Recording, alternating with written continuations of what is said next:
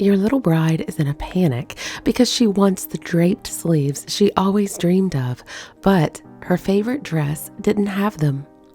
The stylist showed her how simple they were to add, but you need to know how to add them.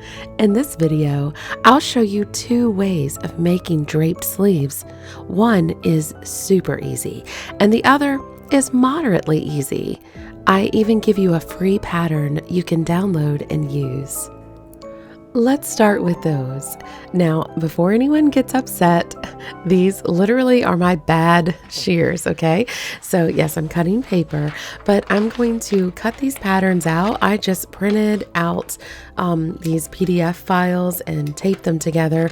They're not complex to tape together at all. It just took a couple minutes. So I'm cutting them out, and you can see how this lining is offset a little bit, just so that outer layer fabric is going to kind of roll over that edge so the lining is not visible when you wear it. Now, with these particular sleeves, I'm going to be making them semi-sheer. I'm also going to do a little bit of lace applique work to them. Now, this is a lot of fun. You really just get to design and move things around and find the way that you think looks best. Just cut around the pictures in the lace and arrange it just how you want it. So I'm going to do that and pin them in place.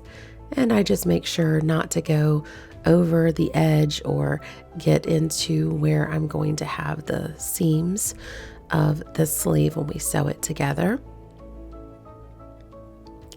You're going to have about a 1 centimeter seam allowance along the edge of this. It's a pretty small one because these are semi-sheer sleeves. This is a flat drape sleeve, so it's not going to have any ruching and pleating or anything like that, gathering. That's not going to be going on. It's just going to drape in a nice soft arc on her arm. Now, this is me doing the applique stitch. If you'd like to know more about how to do it, it's really not hard at all. I have a whole playlist about it, and I will link to that in the video description. But here I'm going to sew all these lace pieces onto this silk organza that I've selected for the sleeves. A couple things that I want to make note of is here I probably would sew the lace on with this poly cotton blend thread that I'm using. I'm using a Gutermann. I probably would use that, the ivory. But when it comes to sewing the lining and the shell layer together, I really feel like I would prefer to use an invisible thread, just so I keep with the semi-sheer look. For demo purposes, which is what I'm making the sleeve for, I'm going to go ahead and stick with the ivory thread, just so you can see everything that I'm doing. But just know, if you use invisible thread, both up top and in the bottom, your seams are going to be a lot less noticeable than what you see here. Now, often when a bride comes to me and she wants drape sleeves, she asks for Belle sleeves. So we all know who she's talking about, right? It's that iconic yellow dress that all of these brides twirled around in the living room along with when they were little girls. So oftentimes that's what they'll call them, Belle sleeves. So when you hear that, they're not necessarily meaning the sleeves that have the bell-shaped cuff at the wrist, but they're talking about this lovely drape sleeve that made its way into the hearts of all these little girls. So you'll find a lot of times when there's a design that has a sentimental, emotional attachment to it, you'll find that the girls really, really care about this being able to be worked out for their dress. So I love being able to make them for my brides.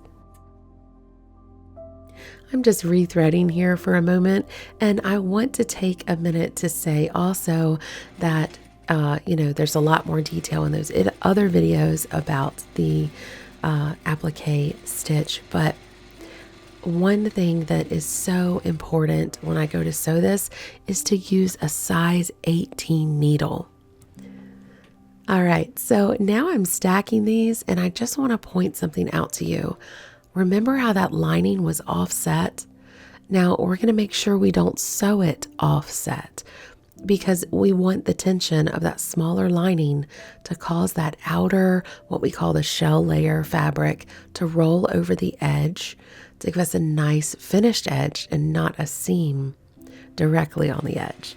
So we're going to butt those two pieces of fabric together as if they were cut the same.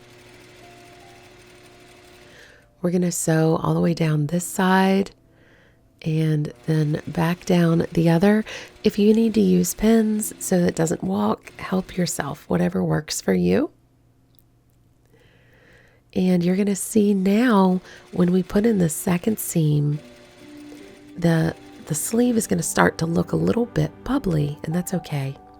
Now, instead of reversing this by pushing that little corner down in there and pulling all that fabric through that little bitty corner, I just go ahead and cut a nice generous size cut in that lining layer when it's a layer that's not going to fray.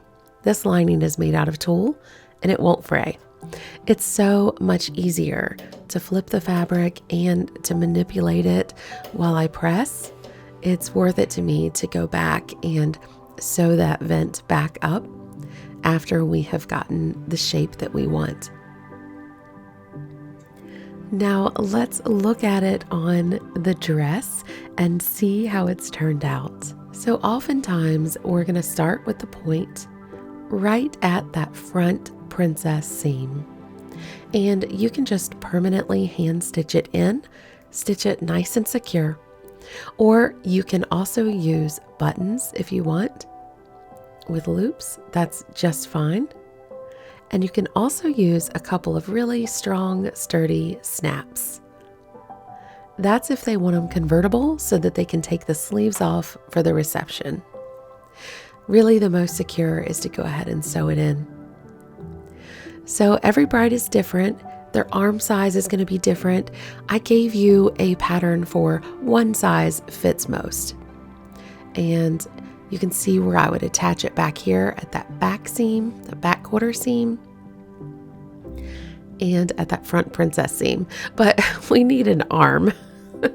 You can't really see this very well, can you? So here's a little arm that I made to add to it, where you can picture the sleeve.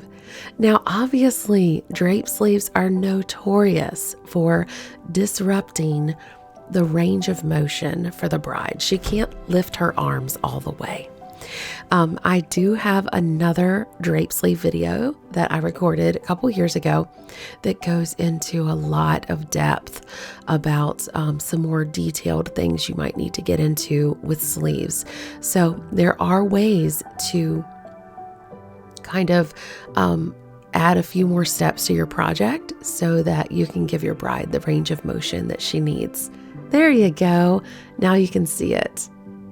So again, that thread line would not be there. You can see the range of motion is a problem. I'm just demonstrating that. But you can see that thread line would not be there if you sewed with invisible thread. So no worries about that. Now let me show you this other shape. This is the easy one.